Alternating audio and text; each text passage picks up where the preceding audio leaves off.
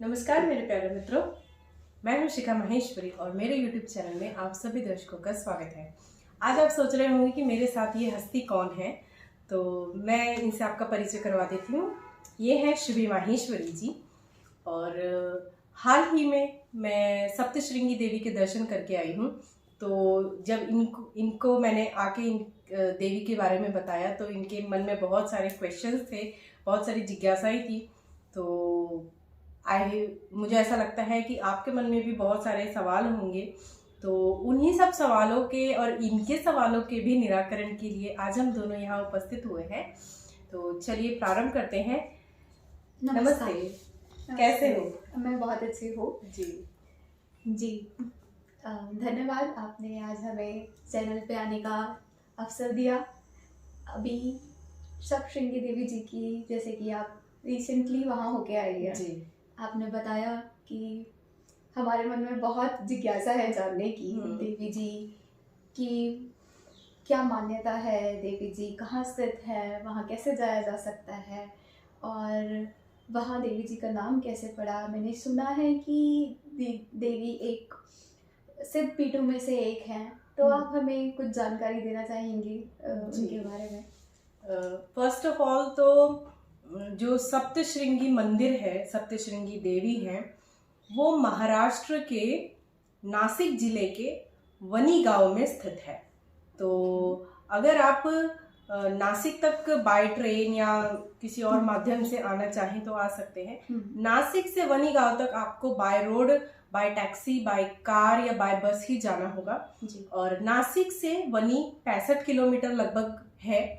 और जब आप वनी पहुंच जाएंगे देवी के उधर, तो ऊपर आपको 4800 किलोमीटर ऊपर पहाड़ी पर देवी स्थित है। और देवी के दर्शन करने के लिए मैं कहूँगी आपको लगभग 500 सीढ़ियाँ तो चढ़नी ही पड़ेंगी। 500 सीढ़ियों का चढ़ाई करने के बाद हमको देवी के दर्शन प्राप्त होंगे। जी बिल्कुल, ऐसा कहा जाता है कि देवी जी जल्दी से दर्शन देती नहीं है, बहुत तपस्या करके आपको बुलाती है। हाँ। तो मैं ऐसा नहीं कहूंगी कि कोई तपस्या करिए, लकीली मैं बस चली गई। और देवी का बुलावा आएगा तो हमें भी अवश्य जाने का वहाँ अवसर मिलेगा। डेफिनेटली। और 500 सीढ़ियां लगभग आपको चढ़ के वहां पे जाना है। और वैसे वहां पर अभी ट्रॉली सिस्टम भी स्टार्ट हो चुका है। तो अगर आप 500 सीढ़ियां चढ़ने में असमर्थ हैं तो आप ट्रॉली के माध्यम से भी देवी के दर्शन कर सकते हैं। और जब आप चढ़ना प्रारंभ करते हैं सीढ़ियाँ, तो फर्स्ट ऑफ ऑल तो आपको वहाँ पे मंदिर से थोड़ा पहले एक कुंड पड़ता है। तो ऐसा मान्यता है कि उस कुंड में हाथ पैर धोने के बाद, उसका आचमन करने के बाद ही उस मंदिर में दर्शन करने के लिए जाना चाहिए।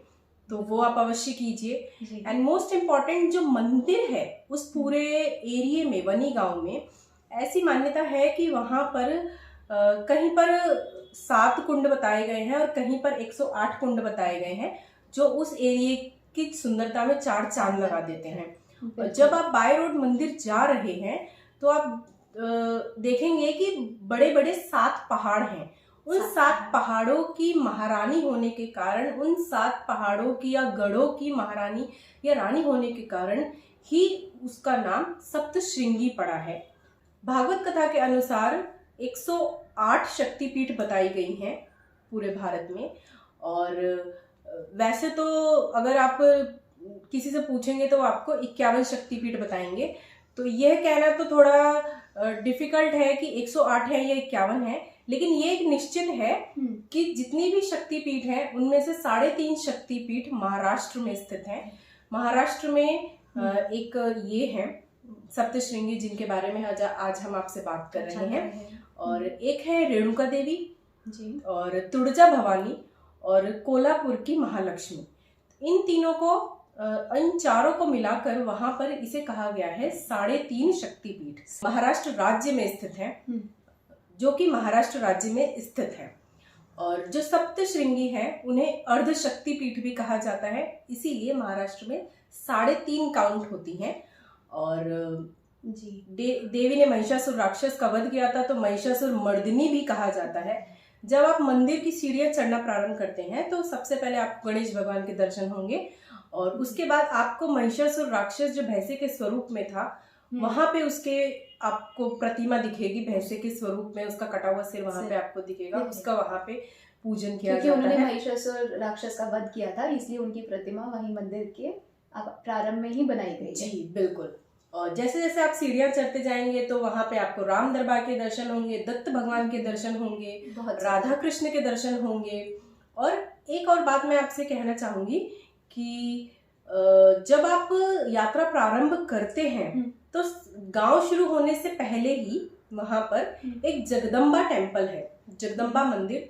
वो हाईवे से थोड़ा आपको अंदर गांव में जाना पड़ेगा।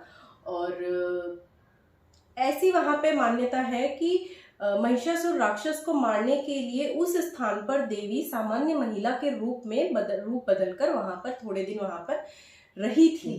और जब राक्षस आया था तब देवी ने अपना विराट स्वरूप लिया था और राक्षस का वहां पे वध किया था। तो अगर आपके लिए अगर आपको सुअवसर प्राप्त हो तो आप जरूर पहले जगदम्बा के दर्शन कीजिए, जिसे मूल जगदम्बा भी वहां पर कहा जाता है। मूल जगदम्बा के दर्शन कीजिए, फिर आप आगे की यात्रा प्रारंभ कीजिए। और जब आप बाय रोड जाते हैं तो आप देखेंगे 7 जो पहाड़ की मैं आपसे बात कह रही हूँ, आप वहां पे देखेंगे एक पहाड़ है जिसमें बहुत बड़ा आपको छेद दिखाई देगा।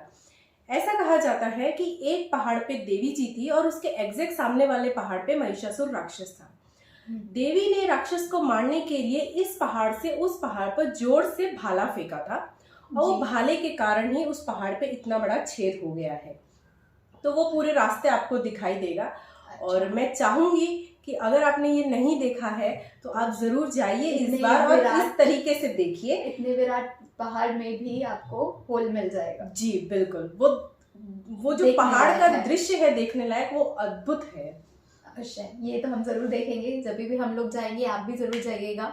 तो जैसा कि बहुत ब्यूटीफुली आपने बताया कि वहाँ 7 पहाड़ हैं, इसलिए देवी का नाम सप्तशृंगी कहा गया है जी। और सप्तशृंगी देवी जी के बारे में सबको पता होगा, बट जगदम्बा देवी जो आपने एक्सप्लेन किया है वो तो बहुत कुछ ही जन को शायद मालूम होगा, उसके बारे में भी आपने बताया। तो अवश्य ही हम पहले जगदम्बा देवी के दर्शन करेंगे और 500 सीढ़ियाँ चढ़ने के बाद हमें देवी जी के दर्शन हो जाएंगे। बहुत सुंदर। हम भी अवश्य जाके वहाँ देवी जी के दर्शन जल्द ही प्राप्त करेंगे।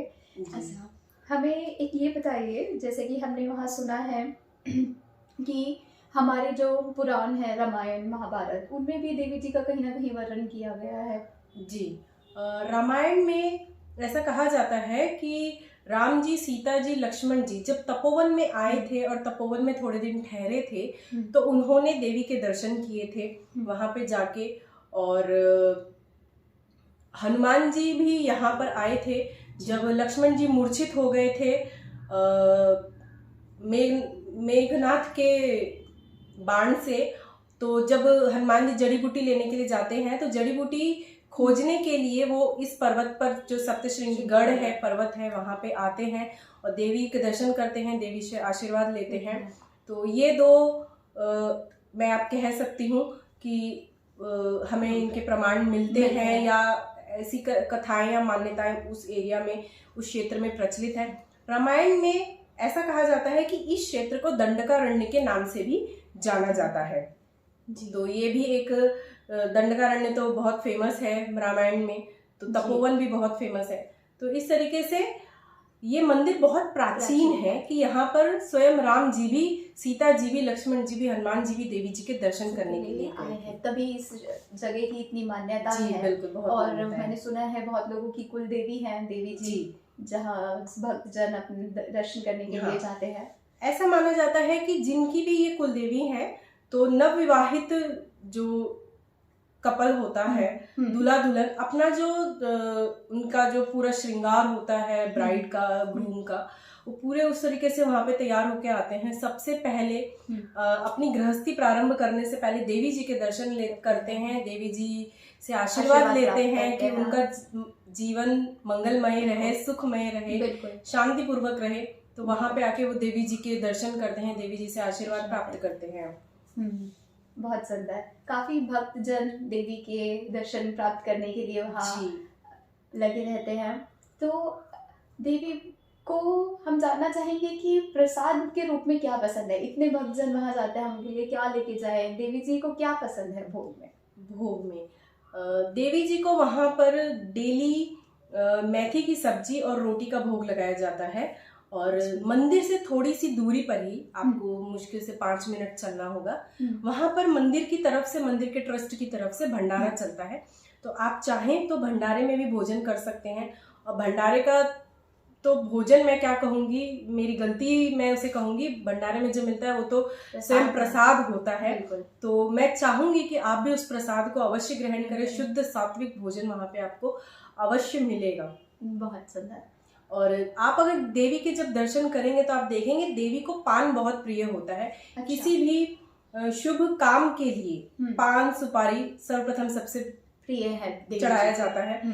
तो देवी को पान बहुत प्रिय है। आप देखेंगे देवी के मुख में पान का बीड़ा लगा हुआ है। तो वो भी आप ध्यान से देखिएगा जब आप देवी को देखें तो। जी, तो पान हो गया, मेथी की सब्जी हो गई और भंडारा हो गया, ये सब देवी जी को बहुत पसंद है। देवी जी के भंडारा तो ये स्वयं एक प्रसाद के रूप में ही हम सबको प्राप्त होता है। जी, हम अवश्य भंडारे का भी अवसर जल्दी प्राप्त करेंगे।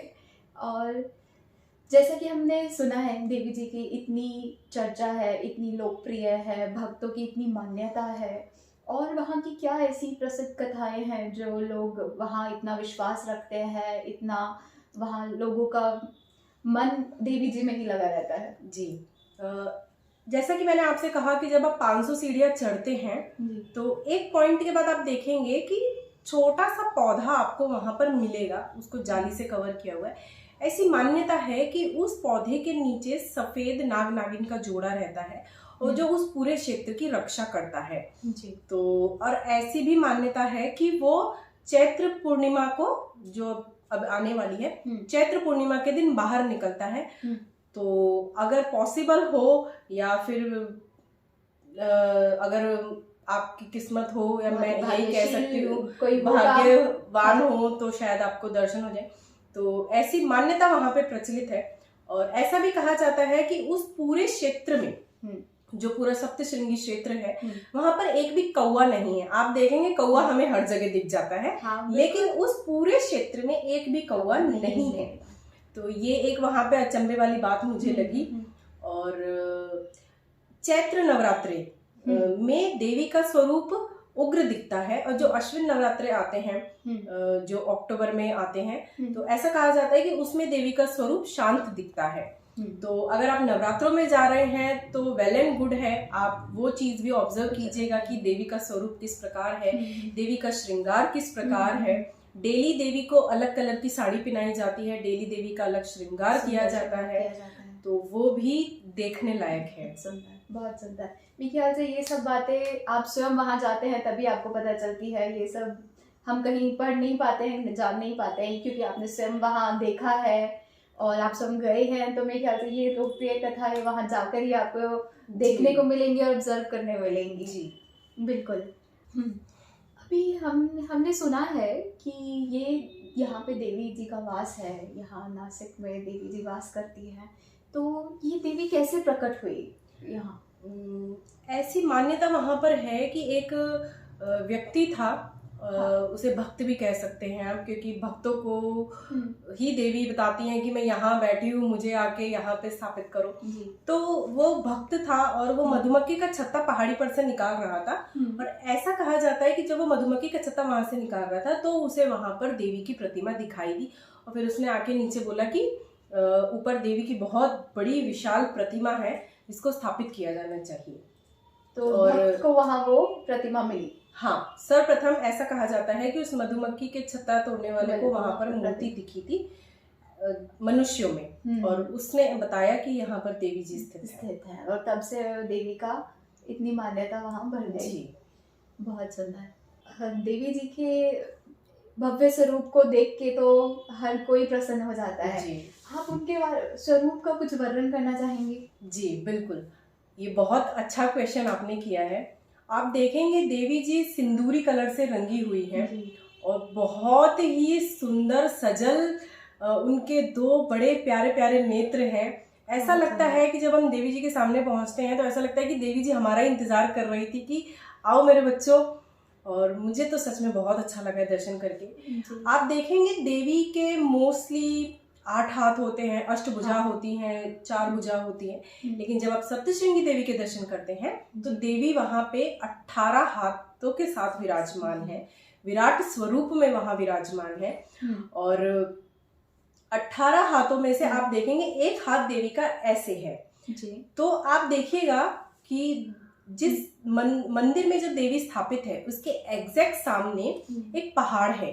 ऐसा माना जाता है कि जो मार्कंडेय ऋषि जिन्होंने दुर्गा सप्तशती की रचना करी थी वो वहां से लगातार सप्तशती का पाठ कर रहे हैं और देवी यहाँ से ऐसे बैठ के सप्तशती का पाठ सुन रही है। साथ ही वो हर एक व्यक्ति, हर एक भक्त की भी मनोकामना को इस प्रकार से आराम से सुन रही है और वो कह रही है चिंता मत करो, मैं तुम्हारी हर मनोकामना पूरी कर दूंगी। एंड मोस्ट इम्पॉर्टेंट एक वहां पर बात मैंने देखी कि वहां पे जो प्रचलित है कि ऐसा माना जाता है कि जिन स्त्रियों को संतान प्राप्ति नहीं होती है तो देवी की ओटी भरने से, ओटी मराठी शब्द है, मतलब देवी को सामान, श्रृंगार का सामान चढ़ाने से, नारियल, गजरा, साड़ी, श्रृंगार, जो भी 16 श्रृंगार होते हैं वो देवी को आप जब अर्पित करते हैं तो जो आपकी मनोकामना होती है संतान प्राप्ति की, तो जब आप देवी की गोद भरते हैं, इन सब सामान से ओटी भरते हैं तो देवी आपकी गोद भरती है, देवी आपको संतान प्राप्ति देती है। और ऐसा कहा जाता है कि इस दरबार में जो भी एक बार आता है तो दूसरी बार जरूर देवी का धन्यवाद करने के लिए आता है कि माँ मेरी मनोकामना पूरी हो चुकी है। बहुत सुंदर। और एक चीज मैंने आपसे कही कि देवी के 18 हाथ हैं। जब देवी महिषासुर राक्षस को मारने के लिए वहां उपस्थित हुई तो जितने भी देवता हैं, स्वयं महादेव ने भी, सबने मिलकर देवी को अपना एक एक शस्त्र प्रदान किया था। तो वो आप देखिएगा एक एक हाथ में देवी के एक एक शस्त्र हैं, वो मैं आपको यहाँ पे बता देती हूँ। तो आप जाएं तो बहुत ध्यान से देवी के इस बार दर्शन कीजिएगा। तो देवी के 18 हाथों में डिफरेंट शस्त्र हैं जो उन्होंने महिषासुर राक्षस को मारने के लिए इस्तेमाल किए थे। जी बिल्कुल जी, अवश्य मैं जानना चाहूंगी तो कौन कौन से। इसमें शंकर जी का त्रिशूल है जी, विष्णु जी का चक्र है, वरुण का शंख है, अग्नि का दाहकत्व है, वायु का धनुष बाण, इंद्र का वज्र व घंटा, यम का दंड, दक्ष प्रजापति की स्फटिक माला, ब्रह्मदेव का कमंडल, सूर्य की किरणें, काल स्वरूपी देवी की तलवार, क्षीर सागर का हार, कुंडल व कड़ा, विश्वकर्मा का तीक्ष्ण परशु व कवच, समुद्र का कमलाहार, हिमालय का सिंह वाहन व रत्न शामिल है। प्रतिमा सिंदूरी होने के साथ ही रक्त वर्ण है जिसकी आंखें तेजस्वी हैं। जैसा कि मैंने आपसे कहा देवी की आंखें बहुत सुंदर है, विशाल है, शांत हैं। तो इस तरीके से आप संपूर्ण रूप में देवी के दर्शन कर सकते हैं। बिल्कुल, ये तो बहुत सुंदर वर्णन किया आपने देवी जी का। हम भी अवश्य जाके वहाँ देवी के इस स्वरूप के दर्शन करेंगे। 18 भुजाओं का, उसमें कौन कौन से शस्त्र हैं वो सब देखेंगे और अवश्य देवी से वरदान प्राप्त करने के लिए, आशीर्वाद लेने के लिए, उनके दर्शन के लिए जरूर जाएंगे। जी बिल्कुल। और ऐसा कहा जाता है कि जो सप्तश्रृंगी देवी हैं उन्हें ब्रह्म स्वरूपिणी के नाम से भी जाना जाता है। जैसा कि मैंने आपसे कहा महिषासुर मर्दिनी के नाम से जाना जाता है, सप्तश्रृंगी के नाम से जाना जाता है, अर्धशक्ति पीठ के नाम से जाना जाता है। उसी प्रकार देवी को ब्रह्म स्वरूपिणी के नाम से भी जाना जाता है। ब्रह्म देवता के कमंडल से निकली गिरिजा महानदी देवी सप्तश्रृंगी का ही स्वरूप है। सप्तश्रृंगी को त्रिगुणात्मिका भी कहा जाता है, जिसमें महाकाली, महालक्ष्मी और महासरस्वती तीनों के एक साथ वहां पर दर्शन होते हैं, इसीलिए देवी को त्रिगुणात्मिका भी कहा जाता है। ये देवी के डिफरेंट नाम हैं जिन नामों से देवी को पुकारा जाता है। जी जी। तो जितना मैंने वहाँ पे अनुभव किया है और जितना मैंने वहाँ पे सुना है लोगों से, उतना मैंने आपके साथ शेयर करने की पूरी कोशिश करी है। बहुत अच्छा एक्सप्लेन किया है, बहुत अच्छा वर्णन किया है, जानकर बहुत खुशी हुई है। और देवी के बारे में हर किसी को पता चलता है देवी हैं, बट उनकी क्या मान्यता है, वहाँ वो क्यों स्थित है, वो कहाँ किस शहर में हैं, कैसे जाया जा सकता है, उनकी क्या लोकप्रिय कथाएं हैं, ये सब हर किसी के मन में जिज्ञासा होती है जानने जी। की। वो सब प्रश्नों के आपने उत्तर सबको दे दिए हैं। आई होप कि मैंने आपके प्रश्नों का निराकरण अवश्य किया होगा और शुभी माहेश्वरी जी के प्रश्नों का भी निराकरण अवश्य हुआ होगा। और मैं चाहूंगी कि आप सब जाएं, और अगर आपने दर्शन कर चुके हैं तो इस बार नए तरीके से देवी के दर्शन कीजिएगा और अपने अनुभव चैनल पे शेयर कीजिएगा। और मैं चाहूंगी कि शुभी माहेश्वरी जी भी बहुत जल्दी जाएं और देवी जी के दर्शन करें। और आप जब देवी जी के दर्शन करें तो आप देखिएगा कि देवी का वहाँ पे त्रिशूल लगा हुआ है, त्रिशूल पे चुन्नी बंधी हुई है, घंटी बंधी हुई है, हवन कुंड बना हुआ है, तो उसके भी दर्शन अवश्य कीजिएगा। और देवी को नए स्वरूप से इस बार देखिएगा। देवी आपकी हर मनोकामना पूरी कर रही हैं एंड आई होप आगे भी करती रहेंगी। सो फ्रेंड्स, मैं ऐसी कामना रखती हूँ कि ये जो भी जानकारी हमने वीडियो के माध्यम से आपको दी है तो ये आपके लिए ज़रूर यूज़फुल होगी, ये वीडियो आपको ज़रूर पसंद आई होगी। अगर आपको वीडियो पसंद आई हो और आपके प्रश्नों का निराकरण हुआ हो, आपको जानकारी पसंद आई हो, तो लाइक कर दीजिएगा, शेयर कर दीजिएगा। वीडियो कैसी लगी कमेंट बॉक्स में ज़रूर बताइएगा। एंड मोस्ट इम्पॉर्टेंट, अगर आपने चैनल सब्सक्राइब नहीं किया है तो कर लीजिएगा, नोटिफिकेशन बेल पर भी क्लिक कीजिएगा ताकि आगे आने वाले नोटिफिकेशंस आपको मिलते रहेंगे। फिर मिलेंगे दूसरी किसी वीडियो के साथ, दूसरे किसी विषय के साथ। तब तक इजाज़त लेते हैं। नमस्ते। नमस्ते शुभी जी।